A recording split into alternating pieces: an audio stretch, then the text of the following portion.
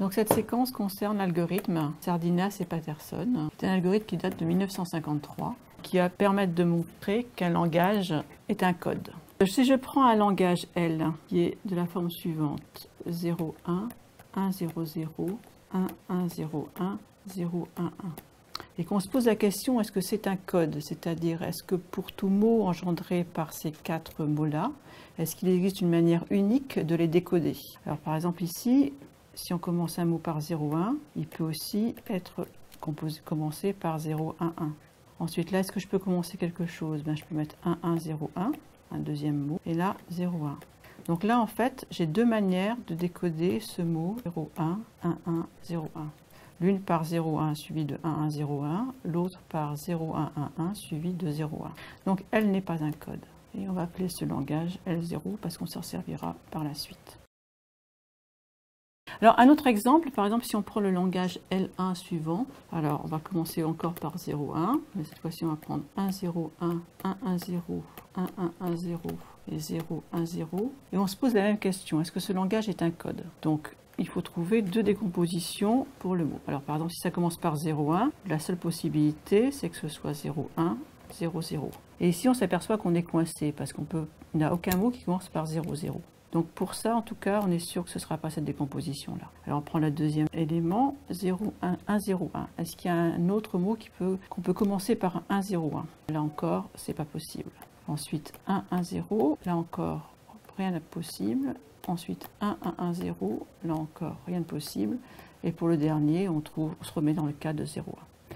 Donc L1, lui, va être un code parce qu'il y a une décomposition unique des mots qui sont composés par donc, ces mots que je concatène. Donc on appelle ça L1 étoile. Voilà, donc il y a une décomposition unique des mots de L1 étoile. Donc on a vu un exemple d'un langage qui n'est pas un code, un exemple de langage qui est un code. On a fait ça assez facilement en regardant cas par cas ce que ça donnait. Quand les langages sont beaucoup plus importants, on a besoin d'une procédure automatique pour pouvoir faire ça. Et cette procédure automatique, c'est l'algorithme de Sardinas et Patterson. Avant d'expliquer cet algorithme, j'ai besoin d'introduire un certain nombre de notations. J'ai besoin d'introduire ce que c'est qu'un langage résiduel à gauche d'un langage par un mot. L est un langage et U un mot. Donc c'est un nouveau langage qu'on note U-1 de L et qui est défini de la manière suivante. C'est l'ensemble des mots. Alors A, c'est l'alphabet sur lequel est le langage L, donc c'est l'ensemble de lettres. Tel qu'il existe un mot du langage, tel que ce mot est égal à UV. Expliqué d'une autre manière, c'est l'ensemble des mots tels que UV appartient à L. Ou bien encore, ça veut dire que U m'a donné, donc je peux compléter le mot U par quelque chose, donc par quelque chose ce sera le V, tel que l'ensemble ce soit un mot du langage. Alors on va regarder ce que ça donne exactement ici. Par exemple, si je reprends cet ensemble L1 et je cherche ce qu'est le résiduel de L1 pour 1. Donc, est-ce que je peux trouver là-dedans des mots qui commencent par 1? Ben oui, j'ai celui-ci et celui-là. Donc le résiduel, ça va être 0, 1. Donc si je fais 1, 0, 1, c'est bien un mot du langage. 1, 0, parce que 1, 1, 0 est un mot du langage. Et enfin, 1, 1, 0, parce que 1, 1, 0 est un mot du langage. Donc là, j'ai comme résiduel un ensemble de 3 éléments. Si maintenant je prends 0, 1, 1, le résiduel de L pour 0, de L1, pour 0, 1, 1. Là, il n'y a aucun des mots de L1 qui commence par 0, 1, 1. Donc le résiduel va être l'ensemble vide. Et enfin, si je prends un mot de L1, par exemple 0, 1, ce mot appartient déjà à L1. Donc maintenant, on s'intéresse au résiduel de 0, 1 par rapport à L1. Donc celui-là, il est un peu spécial parce que 0, 1 appartient déjà à l'ensemble L1. Donc il va y avoir le mot vide, le mot epsilon, qui va être dans l'ensemble. Et aussi, comme on a ici aussi 0, 1, on va avoir 0, 0. Donc epsilon, c'est le mot vide, c'est le mot qui est concaténé à n'importe quoi, donne ce n'importe quoi, c'est-à-dire que U epsilon est égal à U. Alors faites attention, c'est pas pareil d'être vide et c'est pas pareil d'avoir epsilon. Là, ça veut dire que l'ensemble, il n'y a rien dedans, tandis que là, il y a la possibilité de le concaténer à un autre mot et de donner U. Donc on va étendre cette notion à 2 langages. Donc on va avoir, si M et L sont des langages, M-1 de L, c'est le langage quotient, à gauche à nouveau, de L par M. Donc c'est simplement l'union pour tous les mots qui appartiennent au langage M1 des résidus à gauche du langage L. Donc si je reprends mon exemple de tout à l'heure, vous prenez pour les 3 éléments que j'avais pris, 1, 0, 1, 0, 1, 1, ça va vous donner M-1 de L. Je reprends les 3 éléments que j'avais tout à l'heure. Donc dans le premier, j'avais 0, 1, 1, 0 et 1, 1, 1. Ensuite, j'avais vide et ensuite, j'avais epsilon et 0, 0. Alors, la petite remarque qu'on peut se faire, c'est que si M-1 de L est vide, ça veut dire quoi? Ça veut dire que dans M, il n'y a aucun préfixe d'un mot de L. Et si M-1 de L contient le mot epsilon, ça veut dire que M et L contiennent le même mot. Bien voilà, maintenant j'ai tout mis en place pour pouvoir vous expliquer l'algorithme de Sardinas et Patterson. Donc maintenant on va pouvoir regarder plus en détail l'algorithme de Sardinas et Patterson. Donc on a la donnée, c'est un langage qui va être fini sur un alphabet. Et la sortie, ça va être une réponse oui ou non. La réponse oui correspondant à elle est un code. La réponse non correspondant bien sûr à elle n'est pas un code. Et pour ce faire, on va construire une suite d'ensembles. Le premier ensemble que l'on construit, c'est U0. Celui-là, il est simple, c'est le langage. U1, ça va être L-1, L. C'est-à-dire le langage quotient à gauche de L par L. Dans ce langage quotient, ce qu'on a vu, c'est qu'il y avait epsilon dedans toujours, puisque L est un préfixe, dans L, il y a les préfixes de L. Donc on va lui enlever le mot epsilon. Ensuite, pour les autres valeurs, on va construire l'ensemble de la manière suivante. L-1, UN-1, union UN-1, L. Et on va arrêter quand cette procédure? Soit parce que epsilon appartient à UN, soit parce on retombe sur un élément qu'on a déjà calculé. Donc soit parce qu'on a trouvé pour un certain i, ui égale UN. Une fois qu'on est arrêté, on a 2 cas. Soit epsilon appartient à UN, et dans ce cas-là, la réponse est non.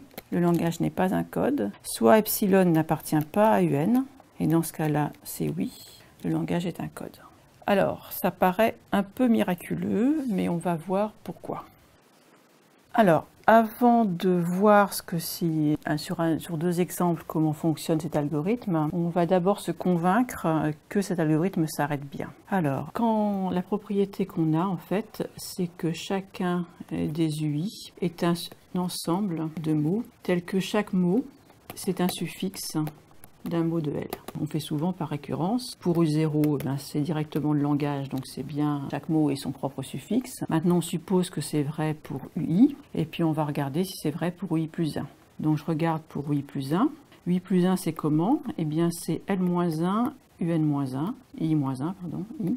Donc c'est quoi UI plus 1? C'est L-1, UI, union UI-1, L. Alors, donc vous n'êtes pas encore bien familier avec ça, mais ça, qu'est-ce que c'est?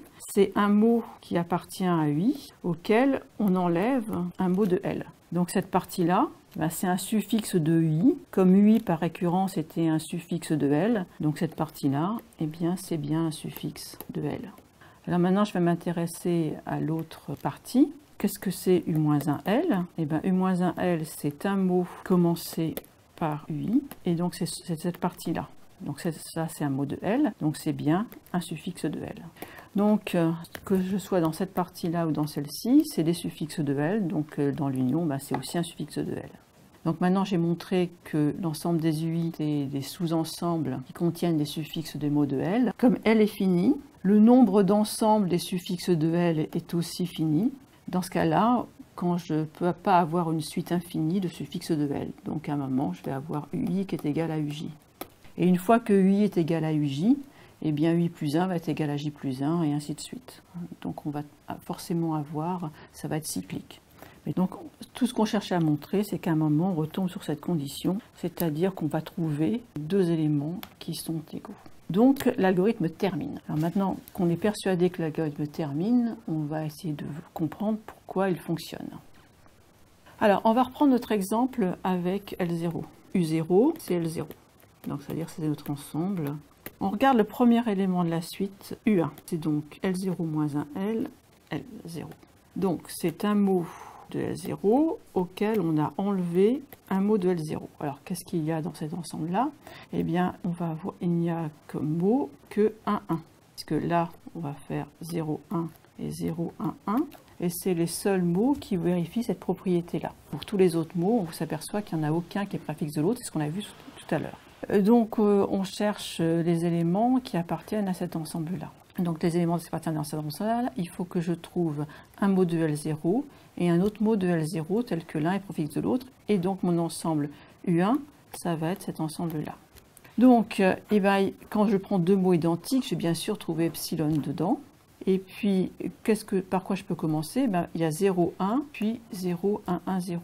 Donc là, je vais trouver 1, 1. J'ai aucun autre élément qui ont le même début. Et je vous rappelle que dans du 1, on a dit qu'on enlevait le epsilon. Je vais enlever le epsilon. Donc là, si on se rappelle la décomposition qu'on avait trouvée tout à l'heure, on voulait trouver deux décompositions. Et là, en fait, on s'aperçoit qu'on a le début de deux décompositions possibles. La première qui commence par 0, 1 et la deuxième qui commence par 0, 1, 1, 0. Maintenant, le terme suivant, donc U2, c'est U1-1 L union L-1 U. Alors, que représente U1-1 L? C'est-à-dire, c'est un mot L, j'ai U1 ici, et là, je cherche ce mot-là. Donc, pour U1, je n'ai que la possibilité d'avoir 1, 1. Donc, quels sont les mots de L qui commencent par 1, 1? Eh bien, il n'y a que ce mot 1, 1, 0, 1. Donc, cet ensemble-là, ça va être 0, 1. Et puis celui-ci, donc c'est un mot de U1, un mot de L, et je cherche cet ensemble-là, ces éléments-là qui sont là. Donc comme mot de U1, eh ben, il n'y a que 1, 1, et là on s'aperçoit qu'un mot de L qui commence par 1, 1, ben, il n'y a que le mot 1, 1, 0, 1, et donc on peut pas, c'est pas un sous-mot de 1, donc cet ensemble-là est vide. Donc dans U2, eh bien, il n'y a que 0, 1. Ok, donc ça veut dire quoi? Eh bien, ça veut dire qu'on a pu compléter ici par ça, c'est-à-dire 1, 1, 0, 1, et que maintenant, eh bien, on en est là dans la décomposition, et qu'on commence donc, qu'il nous faut trouver un mot qui commence par 0, 1. Donc on va passer maintenant au terme suivant. Alors le terme suivant, donc c'est donc U3, et U3 à nouveau, c'est d'après la définition, U2-1 L union L-1 U2. Donc je m'intéresse au premier élément, donc U2-1 L, c'est donc je cherche un mot où j'ai L, là j'ai U2, et U2 contient 0, 1. Et est-ce qu'il y a un mot de L qui commence par 0, 1? Eh bien oui, celui-là commence par 0, 1. Donc on est exactement dans le cas où U2L va contenir epsilon. Et donc comme U2L va contenir epsilon, eh bien c'est pas la peine de continuer, on va s'arrêter parce qu'on a trouvé la condition d'arrêt qui est qu'un epsilon appartient à U3. Donc on a terminé. Alors qu'est-ce que si je regarde ma petite décomposition que j'ai fait, ben là en fait j'ai pu continuer par 0, 1. Donc j'ai trouvé deux décompositions du mot. Ici normalement j'aurais dû continuer, mais là j'ai trouvé le epsilon qui me permet d'arrêter. Donc j'ai trouvé deux décompositions possibles, et comme epsilon appartient à UN, eh bien j'obtiens la réponse non. Le langage L0 n'est pas un code. Donc on a montré, grâce à Sardias et Patterson, que L0 n'était pas un code. Donc maintenant on va regarder ce qui se passe quand le langage est un code. Donc on va prendre le langage L1. Donc le langage L1, c'était 0, 1, 1, 0, 1, 1, 1, 0, 1, 1, 1, 0 et 0, 1, 0, 1. Donc je recommence mon calcul. U0 égale à L1. U1, c'est L1 moins 1, L1 moins epsilon. Donc, on cherche un mot tel que, on cherche l'ensemble de mots qui est là, c'est-à-dire qui commence par L1 et qu'on peut poursuivre pour obtenir un mot de L1. Donc là, qu'est-ce qu'il y a comme élément? Eh bien, si ça commence par 0, 1, ben, il n'y a aucun mot qui commence par 0 et qui est plus court que 0, 1. Celui-là, 1, 0, 1, ben, il n'y a aucun mot qui commence par 1, 0, 1 et qui est plus court que 1, 0, 1, ni celui-ci, ni celui-ci.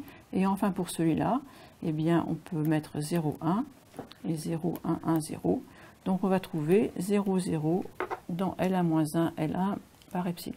Donc ça veut dire que je peux commencer une décomposition en ayant 0, 1 ici et en la poursuivant par 0, 1, 0, 0 là. Maintenant, on va passer au calcul de l'élément suivant. Donc on va calculer maintenant U2.